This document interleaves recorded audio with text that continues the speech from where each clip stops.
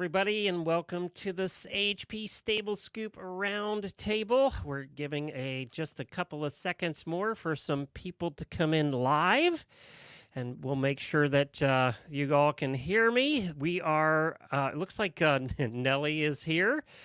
Chris is watching from AHP. Everybody say hi, Chris. Paige is here. Hello, Paige. Say where you're from, too. That would be great. All of the panelists tonight can see your comments. And if you have comments about our topics tonight, which are a lot of fun, you can post them there and we will all see them. So we're going to get started here in just a second. Donna's here from Connecticut. Paige is in New York. And don't forget, panelists, we also have a private chat to the right. I wanted to remind everybody of that. We're going to introduce them in just a second. We're going to get started. This is going to come out on audio tomorrow on the Stable Scoop feed.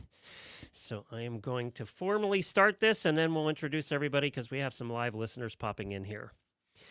In 3, 2, 1. This is episode 530 of the Stable Scoop Show, the Horse Radio Network's Equestrian Roundtable show in coordination with American Horse Publications. Our sponsor this episode is Keller Equine. I'm Glenn DeGeek, founder of the Horse Radio Network and host of Horses in the Morning, the longest-running daily horse podcast in the world. We're about to hit 3,000 episodes, which we think will be more episodes than any other independent podcast. So that's going to be happening in August. We'll be celebrating that and having some parties around 3,000 episodes. Welcome back to the Equestrian Roundtable. We're excited about our partnership with American Horse Publications. AHP is an association of equine journalists, and HRN has been a proud member for years, along with all of the panelists tonight. Each roundtable from now on will have a couple of members of AHP, and we're also going to get some listeners, and we get some hosts also from our shows here at the Horse Radio Network, which we have 21 of now. I'll be the host and moderator tonight, but, I do have opinions, so I will be jumping in occasionally, but mostly the panelists will lead the way. If you're watching live, welcome. If this is your first time watching, feel free to comment, and if you're watching live, and join in the conversation that way. Well, tonight's topics are going to include books. They're going to include barns and when you should leave them when they become toxic. We're going to make that our last topic. Nothing like ending on an up note tonight. And also size. I mean, horse size, does it really matter? That's our second topic for the night. But our first one is going to be a little more light and lively. Let's meet our panelists tonight. And we are starting with AHP member and HRN host of the Lead Line podcast and leader of the pack over at the Lead Line, a community for horse business owners. And that's our own Mandee Flanders. Hey, Mandee. Hey, Glenn. Thanks for having me. So good to have you here again. And again, you have the beautiful painting right behind your head. I like that. Always. And since we had you last, we're going to talk more about it later, but you're doing great guns over there with the Lead Line podcast. I'm so proud of you, by the way. Oh, thank you. Yeah, lots of things happening, always moving on to the next big thing, but that's how it goes, running a horse business, right? Great. Well, and this is my new studio, by the way. So I'm in the new place, in the new studio.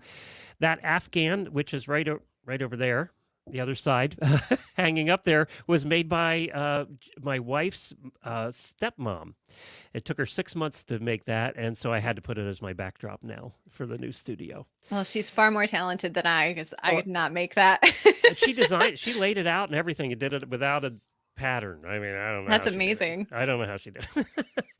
All right, next up, we have AHP member and author at the Timid writer. She's been on before, like all our panelists tonight.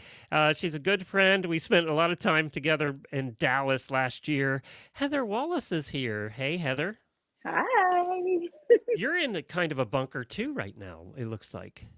I am. Well, I'm in a loft actually in my little cabin in Vermont, nestled away. So trying to get away from the hustle and bustle a little bit every once in a while. Well, it looks cozy. It's very cozy. What she's not telling you is she has a whole bunch of kids locked in a room downstairs and threatened their lives if they said anything or if they were noisy. I mean, if their parents are listening, everyone's alive. I've just bribed them to be quiet for about an hour and let me do my thing. Well, let's see if that works. We'll find out. We'll see. And we also have Natalie Keller Reinert on here tonight. She is an AHP member. She's an award-winning author of many, many books. She's a novelist, and we're happy to have her. She's soon going to be my neighbor, too. She's moving up close to where I am in Ocala. Hi, Natalie. Oh, you're on mute. Let's get you off of there. Oh, I was trying to be good and stay on mute, and then I totally lost my train of thought. It's not going to be it's first time or last time tonight that happens. Well, hi, Natalie. Thanks for joining us again. Thanks for having me. It's great to be here. We're going to learn more about all you guys and what you have going on a little bit later, but we're going to start right into the first question. And this was brought up by Heather. Heather, explain it. So recently on Heels Down Magazine and Trafalgar Square Books have put together a little brainchild to celebrate equestrian literature. And so on May 10th, there's going to be Buy a Horse Book Day, and everyone's encouraged to take selfies and pictures with their favorite horse books and to tag hashtag Buy a Horse Book Day, and really build some momentum and excitement with this amazing corner of our culture. I'm really excited about it. That is really cool. So what we thought we'd do to celebrate that is we all picked our favorite horse books that we're going to talk about tonight. Heather, why don't you get started? Well, I was told I couldn't pick my own. No, I'm just kidding. I knew I couldn't pick my own. So I really gave it some thought, and I have a couple. You can't beat the Black Stallion books. I mean, they're a classic. They take me back to my childhood. My kids have started to read them, which I'm really excited about. And then I wanted to say In the Heart of a Mustang by M.J. Evans is one of my favorite recent books in the last few years. And it's all about a troubled child and a BLM Mustang kind of meeting and building a relationship of trust and connection. And then, of course, since I write nonfiction, I love nonfiction.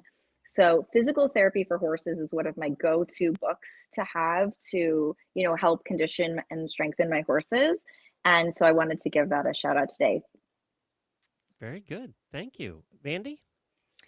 Well, I had to dig deep for this, you guys, because if you ever see those memes on Facebook where people share the memes that say they have all of these books that they haven't read in 5 years and they can continue buying more books that they won't read. I am that person. And it's so weird for me because growing up, I was the kid that would go to the library and I would check out the maximum amount of books that they would let me take home, to the point where they actually raised the bar for me because they knew I'd bring them back, but they also knew that I'd read 15 of them in 1 week. So I used to read like crazy. But as an adult, I think that just being taken back with social media and my brain is always caught up in all of these other things, I have a really hard time giving a book my full attention all the way from start to finish.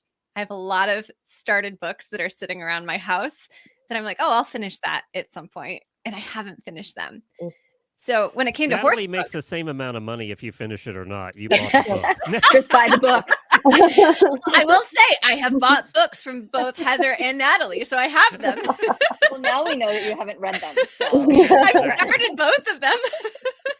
So they're here, but every book I own has been started and not finished, it seems. So I had to go way back to when I was actually still finishing horse books. And there was a Western fiction series that I used to read. And I actually grabbed them off my shelf because I've read these books 3 or 4 times, but it's been 10 years.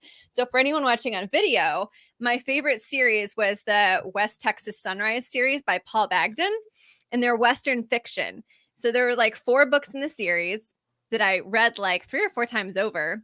And I hope they're good because I haven't read them in years. So maybe I would have changed my mind if I'd read them more recently. But they used to be my go-to Western fiction books that I grew up reading when I was a young adult.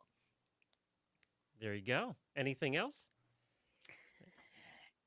No, as far as horse books go, horse books, I'm not really a big, and I say this all the time, I'm not a big equestrian book person. I don't read a lot of horse books. The books that I have finished more recently were not horse books. I read a lot of the Harlan Coben series.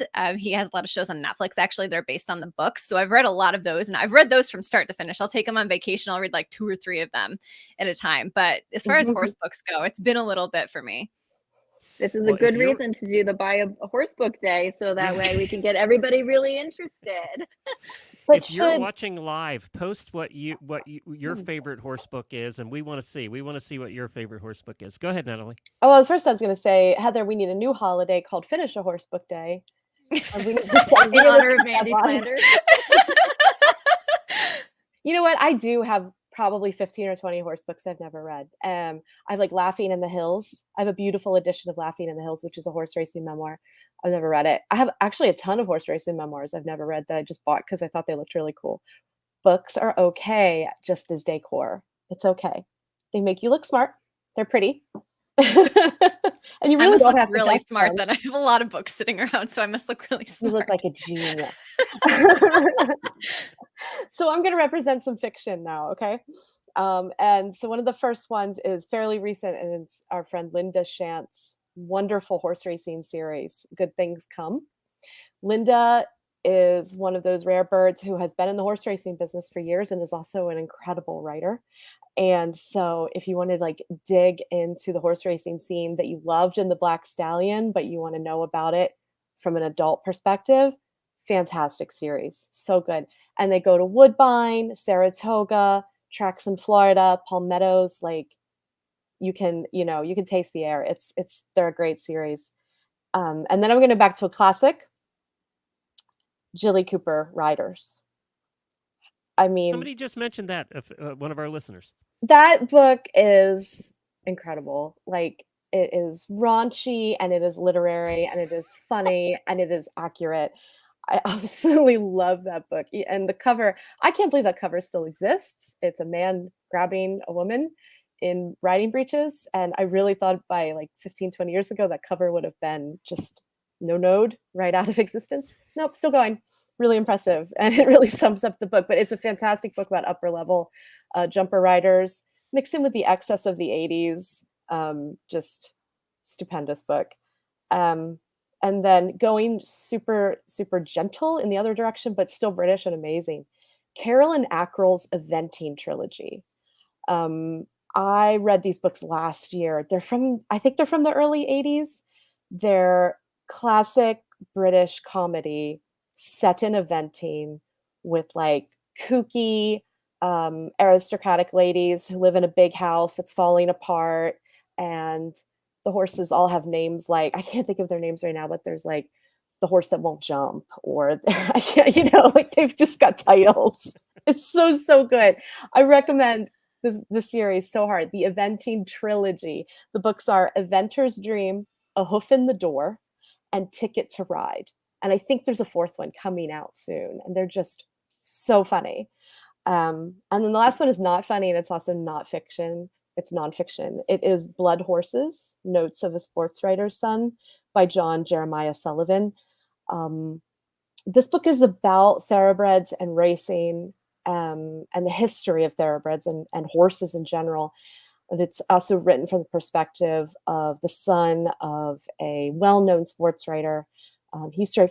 John Jeremiah Sullivan, who is the author. I think he wrote for Harper's Weekly, which is a fairly prestigious literary magazine, back when this book was written.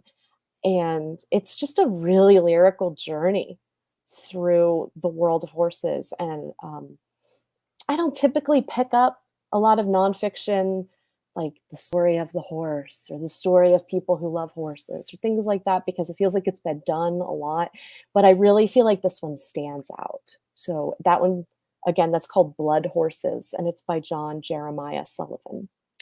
Those are my recs. Those are what you should pick up, in addition to Heather's books, and encouraging Mandee to read her books. I just want to point out, coming out too. Natalie has a very nice bookcase full of books behind her on video. That's so just one of many. So, speaking of looking very smart, she showed up ready tonight. She was like, I'm going to have my bookcase ready. And Mandee, if it makes you feel better, I have an entire shelf on my bookcase dedicated to books I have that haven't written. They're like my to be read pile. So you're not the only only one. Okay, there's a backlog for sure. Well, fun We're all fact, trying to I make Mandee just feel better. I'm just going to say, Mandee, get to reading those books. What's wrong with you? well, fun fact, I just bought my first like bookshelf yesterday at TJ Maxx. I haven't had one, so maybe that's part of the problem. My books have been in a stack on the floor for years, and I finally found a bookcase I liked. So maybe now So that they're going to sad. be more visible, Then it they're won't be as much staring of an at you, issue. making you feel guilty. We've got two. Yeah, we've got two authors here. We're just like, no. I'm just I know. All right, mine are, of course I have to pick this, is Lisa Wysocki's Cat Enright series, her 4 books, because 3 of those books include Jamie and I and Horses in the Morning Show. So, and they're great. We love those books. We've actually read the first one on our show. We did a chapter a week. And we read the first one on the show, and it was very popular. People want us to do another chapter, but we haven't gotten permission yet. But we're going to get permission to do the second in the series. But yeah, and actually in the 4th book, we weren't sure if Jamie was the murderer or not, because they're murder mysteries, and she may or may not have been the murderer. I was encouraging Lisa for years to make Jamie the murderer because I really wanted that, but you don't know. You have to read it. My second pick is They Called Her Reckless by Janet Barrett, and that's the story of Sergeant Reckless. It was a great book. It just held my attention from start to finish. What an amazing horse. And of course, we have a statue right over by me here at the World Equestrian Center of Sergeant Reckless. If you haven't read the story of Sergeant Reckless, there's a number of books. This is just one that I read. They Called Her Reckless, and I really liked it. She did a good job of really setting the scene in Korea and what this horse went through, and then what happened after the horse got home, too. And anything, this is my third category, it's a whole line of books, anything by Jean Abernethy and the Fergus books. I have every one, and I think Jean has signed almost every one for me, but I love the Fergus books. They're absolutely wonderful. And Jean is a trip. If you ever meet her in person, she is 4 foot of fire and dynamite. I think all of us who have met her know that's true. And I hope she's coming to AHP, this year. I hope we see her there. She leaves a lasting impression, I'll tell you that. Yes. We had her. I got to show you guys my new studio, but also, sorry for anybody listening on audio, she did that drawing. That's of, Helena and I did at Christmas time, we did an art show online.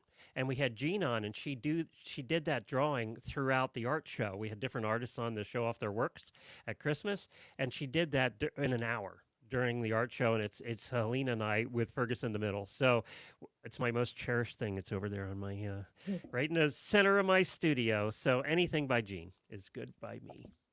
I'm going to tell your wife that was your most cherished thing.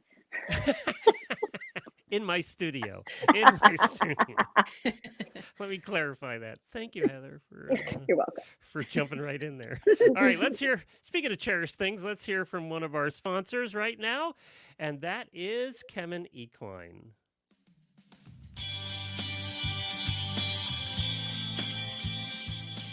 We've had no shortage of stress this past year, and a lot of our attention has been focused on maintaining our health and immunity. Stress and illness can actually form a vicious cycle in humans and also in horses. Elevated cortisol levels caused by stressors like extreme weather, disease, diet changes, travel, and trailering can all throw your horse's health and immune function out of whack. But did you know that you can help reduce the negative impacts of stress by feeding your horse chromium every day? By lowering the levels of the stress hormone cortisol and optimizing overall energy use, feeding chromium results in improved body upkeep, health, and immunity, improving performance and overall well-being. To ensure you're supporting your horse, don't feed just any chromium. Find your horse the only FDA-reviewed source of chromium on the market today. Chemtrace Chromium from Kemin Equine. That's Chemtrace Chromium from Kemin Equine. Ask for it by name and stress less. Learn more about Chemtrace Chromium at kemin.com/chromiumeq. That's kemin.com, kemin.com/chromiumeq. So next up is our second topic, and the second topic was brought to us tonight by Natalie. So Natalie, what is your topic? I'm simply asking if size really matters with horses. That's all I want to know. With horses. She threw that in there at the end. So I what do didn't you mean even by that? pause. There wasn't even a hyphen. That was one sentence. What do you mean by that? What clarify? Okay, so I ride a 14-hand pony. And when I was initially asked, hey, Nat, do you want to ride this unbroke 14-hand pony? I said, oh, no, God, ew. And I was wrong. This pony is amazing. And it really started making me think, like, you see a lot of people when they're on their horse hunt, they're very specific about the size that they want. Or they say things like, well, I only fit a horse of this size. And I don't think that size should even be in like your top 5 reasons, or not reasons, but qualifications for the horse that you're going to buy and ride every day and potentially live with for 10 or 15 or 20 years. And I would say that goes for probably 99% of equestrians. Like, I don't think size matters. Well, I like them small. I have a 12 and a half hand pony that drives my cart. So apparently I think small's great. I think from 14 to 17 hands, is there really a difference with conditioning and training and the way they're put together? I think those 3 things are more important than their height. I think it kind of depends on their job too, right? I mean, it depends on what they're doing for a living. To a certain extent, sure. Yeah. But most horses, Glenn, aren't doing anything that's over the top. That's true. I mean, we live in Ocala, right? So we're used to horses that are doing big, crazy things. But the majority of horses, are they? Yeah, that's true. Any comments there, Heather or Mandee? Oh, so many. Well, so I have the 2. I have a pony and a horse. I have a 14-2 pony, and I have a 16-3 horse. And I'll tell you right now, they're very similarly built, and so it's just a matter of like a 2-step mounting block versus a 3-step mounting block. But I will say the only reason size matters for me, because I'm 5 foot nothing, and if I'm on a trail ride and I have to get off my horse, it's a lot easier to get on my pony again than it is to get on the thoroughbred. So I will say, like, the next horse I get is probably going to be like Icelandic horse size. Because just for functionality for me, because it is hilarious. I can't even get on my 14-2 pony bareback. I mean, I literally overshot him and landed on the other side one time. That's how like not flexible I am. So getting on the 16-2 is really kind of or 16-3 is really kind of I should videotape it one day. just yeah. So size does matter, I think. I mean, he's stunning, he's gorgeous, he raced, he's all that beautiful things. But like, if anything, size matters. But I think the smaller the size, the better. Mandee, you're a quarter horse. You lived in the Western world. So what's your opinion? Yeah. So I've only had a handful of horses throughout my life so far, 3 or 4. And the current horse that I have now, I've had for about 18 years, and I haven't had any other horses other than her. I also really haven't ridden a lot of other horses other than her, with the exception of when my husband and I went to Hawaii and we went on a guided trail ride. But even then, I think my horse was very similar in size to my own personal horse. So I kind of have, I guess I have a type, and most of the horses that I've had have been between 14-3 to like 15-1 max. And I think Lark, my current horse, is about 15 hands. So that's kind of the average that I've had between quarter horses and paints over the years, the handful of horses that I've owned. And I've never ridden a horse that was significantly larger than that. So I don't even know if I would enjoy it or not. I've just never even gone out and ridden other horses. I'm kind of a one horse kind of person right now, even though I could go to the boarding barn tomorrow and be like, hey, can I ride one of these other horses? She's got a draft. The barn owner has a draft out in the pasture that gets ridden and used for lessons and horse camp. I could totally ride that one. I've never even asked. Oh, you should sometime. You It's like should. I owned Percherons, and it's like riding a big couch. It's so much fun to ride. You need to do it sometime. I do want to do it for the experience, yeah. But you know, Heather, speaking of a horse being too tall to get back up on the trail, like how has no one invented a portable mounting block that you can like tuck into a saddlebag? They do have them. Do they have They them? do. I've never Well, seen them. Well, it's not necessarily a mounting block, it's a stirrup extender. And Okay. so what you can do is you can keep it in like a cantle bag or something like that, and then you hook it on the saddle or in the stirrup, and then you put your foot on it, and then as you get up, you just take it back out and put it back in. So I actually did purchase one because I'm getting trail ready, and I just know that if I dismount off my horse, I will be walking back to the trailer. They work as long as your saddle doesn't slip at all. One of my partners, when I was in the mounted unit, had one because we were riding Clydesdales and Percherons at the time, and he was much shorter. He was, because I'm 5'7", so getting on a 17-hand horse from the ground isn't ideal. But we had a lot of park benches for the most part, so if we had to remount, we could mostly use a park bench.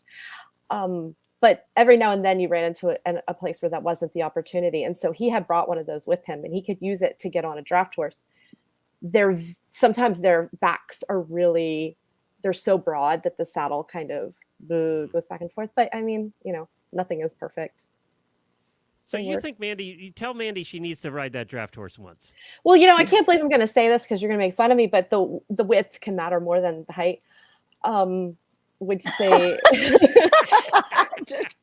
and I can't keep it straight. Heather and Glenn are dying right now. They're not even Glenn's not even near his microphone. Don't even know how to.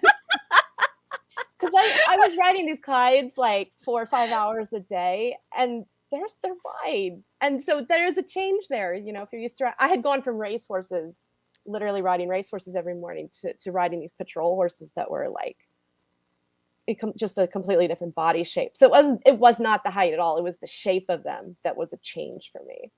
Mm-hmm. I wrote that down. 26 minutes, 17 seconds is the pull quote of the week. Let's So see that's that one why taken out of its context. This is why you need to do those frog stretches. If you're familiar with some of the stretches you do after a workout, sometimes you do these in yoga, but you have to do those frog stretches. If you don't know what those are, look them up. But it helps with the hips. So if you're really tight and you can't sit on a really wide horse, you got to do more of those stretches. I need to do them afterwards for sure. Yep. Where did you ride for the mounted unit? I was in the Central Park mounted unit for the New York City Parks Department. Yeah. Yeah. Wow. Mm-hmm. You saw a little bit of everything riding that unit. Oh boy, did I. Did you write a book about that yet? It's mentioned in The Hidden Horses of New York, which is a book about horses in New York. So there's carriage horses because we dealt with carriage horses. There's race horses, and then there's park patrol as well. Yeah. If you ever do a podcast someday, I want an entire episode on the stories on horseback in New York. We should just do a segment, like a regular.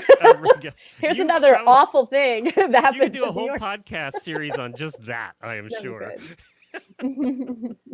That's crazy. Anything else on this topic?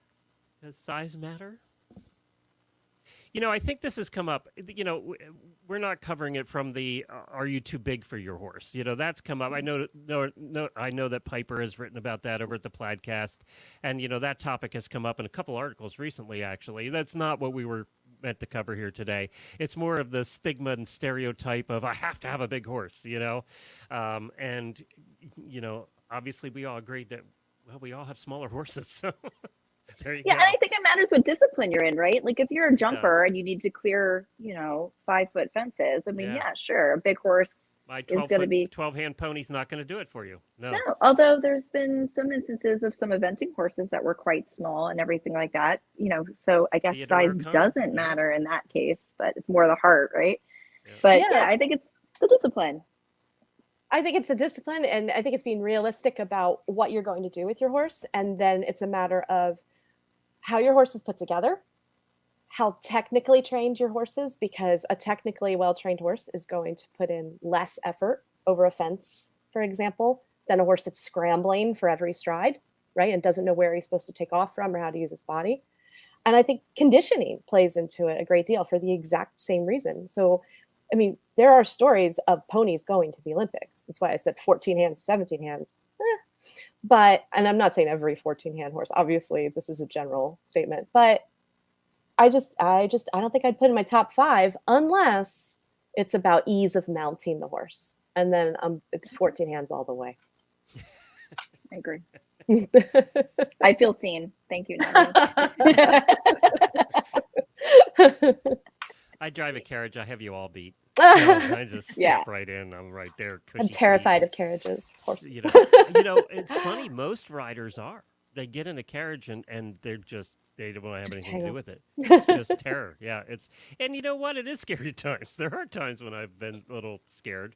If your horse bolts, it's a little terrifying, but it's terrifying if you're I riding had that too. happen. So yeah, yeah, it's terrifying if you're riding or driving. Now the thing about driving is you do have the carriage to deal with. If you fall out, you could get tangled up in the carriage too. So there is that, but. I haven't fallen out yet, knock on something. Yeah, let's knock on wood for that one because Yeah, we don't want to put exactly. that out there.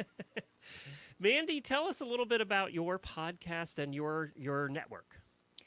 Yeah, well, I've been podcasting now for actually, it's been over a year, Glenn, since I started Yes. doing this last March.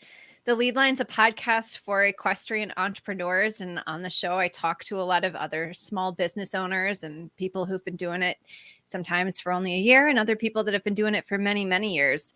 But my guests come onto the show to talk about their experience as an entrepreneur and the things that they have learned so that, other entrepreneurs don't have to go through some of the same mistakes. And talk about the community that goes along with it. Yeah, we also have a Facebook community of about 1,600 people on Facebook. It's called the Lead Line Community for Horse Business Owners. And through that community, we also host virtual and live networking events for horse business owners. And in a year, you have made that right up at the top of the Horse Radio Network shows as far as downloads are concerned. So good job. Oh, yay, good. Congratulations. Thanks. Congratulations with that. Heather, what about you? What you got going on? You got a little thing coming out soon. I do. I might have a little thing coming out. So I decided after the Horse World Expo, I was talking with my friend Natalie here and a whole bunch of people. Confessions of a Timid Rider needed to be a series, and because the story didn't stop and it kind of ended with a little sadness with me not having a horse of my own, and so I decided to release Adulting with Horses, which is the second book of a 3-part series. And it's all about being a horse owner for the first time as an adult. And it's written in that, confessional style. And I'm really excited. It's coming out May 1st. And it's going to be available at waterhorsepress.com, timidrider.com, and on Amazon. So I'm really stupidly excited about it. So by a horse book day, it'll be available. Yes, it will be. And I'm just saying, if somebody wants to post a picture with it, I will share and I'll be very grateful. And what's it called again? It's called Adulting with Horses by Heather Wallace. And pre-orders are available now on Amazon and at waterhorsepress.com. And what was the first in the series called? The first book in the series is called Confessions of a Timid Rider. And then, which is a nice introduction of me returning to horses as an adult and all of the nerves that still were there after years off that I had before, but really being determined to make my passion my own and to do it my way. I estimate that between 30 and 40% of our listeners are adults who have come to horses after a period of time. Either the kids are grown or something like that. They're in their 40s and, they've come back to horses or they come to horses for the first time. So that's a large group. It is. And there's so many people who private message me who join my Timid Riders community. And it's really the thing that keeps me going, just knowing I'm not alone, because I started writing it for myself and it keeps me going and sharing such personal things, knowing that there's other people who really relate and not only identify, but are actually emboldened by sharing my story so that they feel like they can maybe do it too. Very good. Cool. May 10th, buy your book. Natalie, I don't even know where to start with you. You have like 1,000 books out. Where do we start? Where do we... I have a new book out. Then let's talk about that one. All right. So I have a brand new book, first in a new series called Ocala Horse Girls. And the book is called, the book's called The Project Horse. And I wrote it over the winter and had such a good time with it that as I finished up the last draft of it, I suddenly had ideas for other characters in the book. So the Project Horse is going to be followed up with the Sweetheart Horse later this year, and then a third book coming over next winter. I had to redo my whole publishing schedule. Can you give us a kind of an idea what it's about, what it's so, like? All right, so the project horse is about Posey Malone, who is coming back to Ocala from New York City with her tail between her legs. She has failed at being a strong, independent woman in New York, and she's using her sort of recently widowed mother as an excuse to come home, sleep in her childhood bed, and regroup. Her father was a racehorse trainer, and when her mother announces that they're not actually staying in their childhood home, they're going back to work on the farm where they used to live, her life really falls apart because that farm is run by her childhood nemesis, Adam. Of course. And they get married and fall in love later in the book. Did I get it right? Oh, they only fall in love later in the book. They don't get married. Oh my God, how long do you think the book is? So yeah, it's a chick lit book with a big romantic arc. It's about a woman finding herself when she comes home. It's about a super cute ex-racehorse named Slowpoke. And it's about starting yearlings in the wintertime in Ocala, and just a big old equestrian fiction / romance book that I'm super excited about. And what's it called again? Give the title. The Project Horse. The Project Horse. And all of your books can be found on Amazon, right? If they just search your name, the whole list will come up? They can be found everywhere books are sold. Everywhere books are sold. The Project Horse is only live right now from my personal website. It will be live on Amazon next Tuesday. It will be live on Apple, etc. next Friday. May 10th, buy a horse book day. That's right. Hey, let me ask you, Natalie, I've had this conversation extensively with Lisa Wysocki. What's your process? Do you start writing? She starts writing and it just comes to her as she goes. She doesn't have an outline for the beginning, middle, and the end of the book before she starts writing the book. What's your process? Sometimes it's like that. The Project Horse was like that. And that makes the revision really long and complicated and messy. So when I try to stay on a schedule, when I have a lot of books I want to get out, I do try to write a synopsis. Maybe it's just a page that says this happens, and then this happens, and then that happens. And that really helps me out. Because when I wrote the first draft of the Project Horse, the idea had sort of come to me. I woke up, I wrote it down, but I just started writing it, and I was building all this tension, and I had no idea what I was building the tension towards. And I put my first drafts on my Patreon. And so I write a chapter, I post it. And my patrons were going, well, we think we know what's happening next. And I was like, I'm glad somebody does. I was just writing tension and ratcheting it up. And they're like, when does it break? And when I figure out what I'm doing. So the continuity of rewriting, there was so many timeline things I had to fix, and trying to get the story to mesh all the way through. So it's much easier to not do it that way. But some books, that's just how it happens. Just how it comes to you. Yeah. Mm-hmm. Yeah. Every project is different. That's cool. That's very cool. All right, let's go to our third and final topic, Mandee. I don't know if you've had this problem before. Tell us about it. I've not had this problem before, but I do want to talk about it. And so the topic that I chose was how to know when to move barns. And this is really more applicable to people that board than people that are keeping their horses at home. If you keep them at home, that's awesome. But this is more for people that are at a current boarding facility and they are maybe feeling like they aren't sure if they should stay and start looking for something, someplace different, someplace new. And it's definitely something that I've considered. I'm at a wonderful barn currently, so there's nothing there that is making me unhappy. Like there's no barn drama. I probably get the best rate in the whole county where I'm keeping my horse right now. So from that perspective, it's great. The only downfall of where I board right now is that it's a 30-minute drive one way. So for me to go over there on a regular basis, that can get really challenging. It's just very time consuming. I have to factor in at least 3 hours to go to the barn pretty much anytime I go, because it's like an hour of drive time. And then if I'm riding, that's usually an hour, and then an hour of tacking up, untacking, all of those things. So it's at least like a 3-hour trip over to the barn. If my horse was much closer than that, it wouldn't necessarily be a 3-hour visit every time, or I could take more time, be slower about tacking up or not in such a hurry to get somewhere after. So those are some factors that I've considered. in my own barn and where I board, but I can tell you I'm a member of a lot of Facebook groups. And I know that there's a lot of people that experience drama at the barn and they aren't sure when it's time to leave. So I wanted to kind of get the group's feedback on that. I don't know if you guys board. Heather, do you board? Or you keep your I horses at home? do. I wish I kept them at home. That's like the dream. I do board. So have you encountered anything where you've had to move a barn at any point? Yeah, I feel like for a while it was at a Goldilocks situation where like this one was a little too big, this one was a little too small.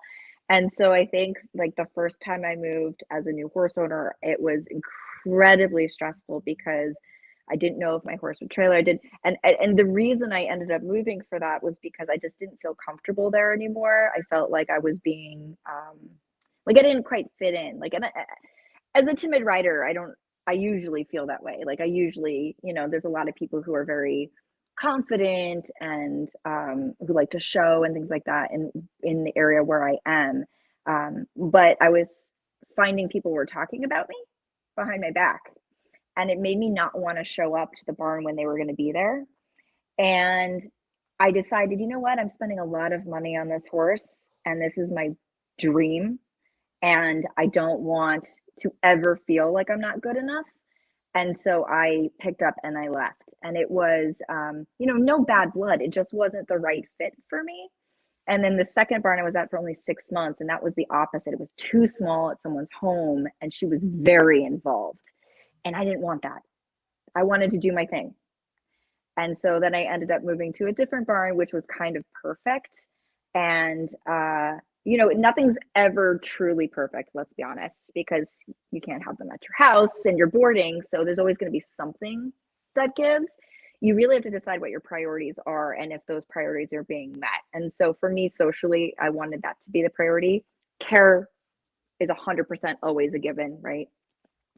So I think if you're going to spend a lot of money, you need to figure out what your top 3 to 5 things are and make sure that they're being met. And you should do that before you ever move barns. You should interview, you should go take a practice lesson with the trainer there. You should see all of the things that are important to you if they're part of that package. Because even for a while, I had both horses at 2 different barns, very different vibes.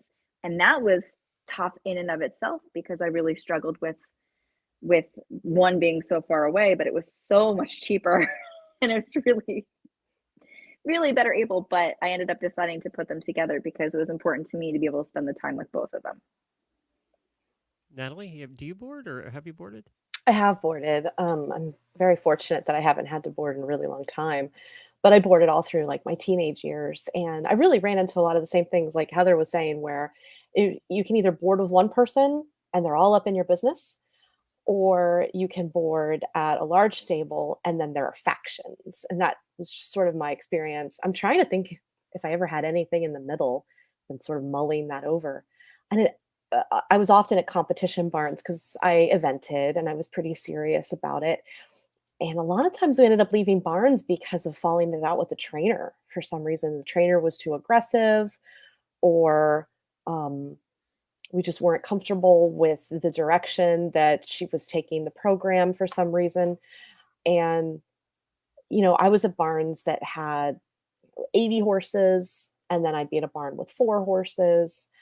And it just seems like there's always something. And I'm very introverted, so that probably played into it a little bit as well. Like if there was gossip or something going on, I was the first to say, "Oh, I have a stomach ache. I don't want to go to the bar," that kind of thing. And as an adult, it's been entirely about the commute, like Mandee was saying. For the past couple of years, my horses lived an hour away. That's too far. I can't do it. And so I figured out midway through that I was going to have to keep them at home because I'm too busy to commute. I simply can't do it. And that's one of the reasons that we ended up buying up near Ocala in the first place. Was if I have the horse in the yard, I can ride the horse. If the horse is an hour away, I will enjoy seeing pictures of the horse from far away. So it's a hard balance. I don't miss boarding, and I'm not sure what the answer is. How to know when to leave is definitely a question of does this place make you crazy uncomfortable for one reason or another? Because if your horse doesn't make you happy, like you were saying, that's tons of money just down the drain. We're boarding for the first time in 8 years. So we've had them at home and now we're boarding. So Oh, but the wow. boarding stable's 10 minutes away. So distance isn't an issue. You're right, Mandee. When we've talked about this topic many times over the last 13 years on the show, and it's always boiled down to three things why people are unhappy with the boarding stable. It's distance, people, or care, right? It's one of those three things. It's always one of those three things. Your horse doesn't get the care you think they should. The people are driving you crazy. And it can be one person. There can be a barn full of 30 people, and it's still that one. It's just like high school. It's still that bully at high school, right? The one person on the bus that makes your life miserable. So it's funny how nothing changes that way, even when you're an adult. It's always that one person. And I think people know that the other thing too is, you're right. Some people like me, when I go out to the barn, I'm very chatty at work, obviously, because this is what I do. And I'm talking to people all day. But when I go out to hang out with my pony, I really don't want to talk to anybody. I just want to go hang out with my pony. It's my quiet time, right? It's my time to just go out and hang out, drive him, do whatever, go riding with Jennifer. But I'm not there to socialize. And I know people think I'm probably stuck up. It's just, I'm done talking by the time I get out there. I've talked all day. So I don't know. I think people know when they ask the question on Facebook, should I leave? They already know they should leave. They're just looking for that. You already know. I agree. If you've asked that question, if you've asked the question on Facebook, you're leaving. You don't know it yet, but you're leaving. There's no fixing it. They're almost looking for confirmation of the instinct, right? But it's hard, a lot of times there's not more than one barn within an hour of where you live, depending on where you live. We're not all fortunate like Ocala to have 20,000 barns here. Where you live, Mandee, there can't be a ton of boarding stables. There's a handful in the county, but they're all at least like 20 minutes from where I am because I live in a very like rural area on the lake that's like... She lives at the edge of the world up there. Yeah, I live up by Canada, Thousand Islands area. It's beautiful here, but because we live out on the lake and it's kind of like a little, almost like a peninsula area, it's one of the points. There's many points where I live. We're on Pillar Point, and it's just, there's no facilities out here. There was one for a little bit when I was first shopping for a boarding facility. There was one that was actually 2 miles from me on this location at Pillar Point. But I actually talked about this on Horses in the Morning a while back. I went to that barn and they had like 5 Dobermans that jumped all over me when I showed up. And I was like, nah, bro, we're not boarding here. It was not for me. So I did end up choosing the place that was 30 minutes away. And since then, that person has sold that barn and no one has horses there anymore. I'm kind of hoping, I was kind of hoping the new owners would have a boarding facility, but it doesn't look like they will. So yeah, everything's at least 20 to 30 minutes. I've tried to find something a little closer, but I think, I'm having no issues at the current barn that I'm at. They take great care of my horse. They're great people and they leave me alone. Like you guys, I like to be left alone. I want to just go mind my own business, ride my horse. We do talk and we socialize a little bit with the owner and myself. But beyond that, like we really just mind our own business. And I love that. It's very easy.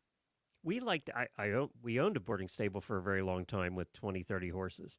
And we liked people like Mandee. Come in, do their own thing. It's also, it's tough for the owner too, because you have a lot of work to get done, right? If you're feeding 20, 30 horses, you got a lot of work to get done during the day, and then everybody wants to talk to you. So you have to learn to work and walk and talk and work, at the same time. And it seems rude, but you have to do that or you never get your work done. So it's the other way too, when you're the owner of the barn. It goes that way. It's tough. This has been harder on Jennifer than me, because she did most of the care even at the farm when the horses were out our back door. So this has been a hard transition for her. She's getting used to the fact now that when it's raining, she doesn't have to go out and feed the horses. So that's kind of nice. There are advantages to boarding. One of them is we can travel now without having to worry about, making arrangements. It's just there. That's one of the big advantages to boarding, right? You can go or not go. Yeah, my husband and I talk about that a lot, the pros and cons. And I'm like, well, let me just keep a really good relationship with the barn I board at now. And then if we go away for a week, I'll just go like board for a week. Nellie says, here's a business idea, boarding barn for introverts. Only introverts. It'd be the I quietest place in love town. it. It'd be perfect. There will be no drama. You have to take a psychology test before you can come forward. One of those personality Yes. assessments. Yes. Great idea. Yeah, we don't Natalie. want any liars up in here. Okay, you can't be a secret introvert or a secret extrovert. Oh my God. I have to give a plug for something because Heather's here tonight. First, we have to give a plug for AHP, American Horse Publications. We all belong. We all love American Horse Publications. If you're in the journalism business in any which way, any kind of media, basically in journal or in the horse world, you should belong to AHP. Look, I'm not a journalist. I'm a terrible writer. I talk. That's all I do. They let me in years ago. I don't know why, but it's you guys. I mean, it's just a good place to network and to be involved with. Natalie, how long have you been AHP? 2 years. 2? 2 Yeah, years? I 2 years. thought you were fairly new. Heather, you I've been since Maryland. So what is that? 3 years? 3 years. Okay, so I'm the old timer here for AHP. Oh my God! And Mandee, You you're said fairly it. new I too, didn't. right? You just joined when you got back into the podcast and things. I did. Yeah, I rejoined last year. Yeah, you were a member before, a long time ago. Yeah, I went to one of their conferences back in 2011. And we're all heading to Lexington. By the time we do, we do another one of these, we'll be in Lexington. We're going to do Horses in the Morning live from the American Horse Publications, like we always do. So we'll be recording there and having some fun there. And you guys are all required to come sit down with me at the mic at some point. I don't want to do that by myself. So Twist you have the to come. arm. Get me to talk. Shocking. And we'll be in Lexington, which is kind of cool because I lived there for 4 years, and we all go to Lexington all the time. So I love that it's going to be there this year. So, and I also wanted to give a plug for something that we're doing this year in cooperation with Monty Roberts. He does something that's called The Movement, which is a weekend of horse training and education and things like that. You were there last year, right, Heather? I did. I attended and I had so much fun. It was an amazing learning experience. It's at Flag Is Up Farm in California, which is which is cool. Flag Is Up Farm at Monty's place is pretty cool. Beautiful. Oh, yeah. It is beautiful. And there's going to be multiple hosts from the Horse Radio Network there this year. Helena's going to be there from Stall and Stable, my first co-host 13 years ago. Jamie's going to be there because she's a Monty Roberts certified instructor, my co-host on Horses in the Morning. She's going to be doing demonstrations there this year. She was last year, right? She did demonstrations last year, too. She did. And I got to say, it was really interesting to see, her go from radio, podcast host to all business horse trainer mode that I know she does on the daily too. And it was just really inspiring. She was very good. Yeah, you'd listen to her in the morning. You wouldn't think so, would you? No, you can't never. even No, I'm just imagine that kidding. person. I love Jamie. Yeah, but we're a little goofy. So yeah, there's some tickets left, only like 10, I think. So go to montyroberts.com. It's in the middle of June. It's in the most beautiful place. It's 2 days. Templeton Thompson's coming out to do a private concert for us the one night. So she'll be out there with Sam. Tempe and Sam are some of our favorites. So they're going to be doing a concert where we have cocktail parties. They have these things. It's a Dutch town. Or a Danish town, actually.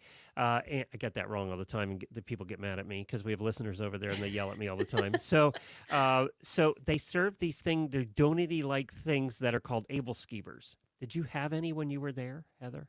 I didn't, but I pretty much had everything else. I ate my way through that town. Yes, it's a wonderful town to eat through, and we're going to definitely have some able skeevers there, that's for sure. I have Think FOMO of right kind now. of like the Danish beignet. So it's kind of like that. So it's just wonderful. We hope to see all of our listeners there. Dr. Wendy's going to be there. Helena and Jamie and I and Jennifer will be there. So we have a whole bunch of hosts coming as well. So we hope to see you all there. Thank you all. Real quick, Mandee, website. TheLeadLinePodcast.com. Heather. The Timid Rider. So it's timidrider.com. Timidrider.com. Natalie. NatalieKReinert.com. And we will put all of those websites in our show notes for today's episode. If you missed any part of this watching live, you can catch the rest of it on the Stable Scoop feed tomorrow. We'll be posting it there, so you can listen to the whole thing back if you would like. If you want to write down those book recommendations, you can listen back to it and write those down as well. And Nellie's going to be there too. She's watching right now, and she said, Glenn will be doing a riding demonstration at the movement. Yeah, no, that is not going to be happening. I promise that's one thing you won't see. Get me a carriage and I will drive a pony, but I'm not going to be doing a riding demonstration. Thanks everybody for joining us. Appreciate it. StableScoop.com.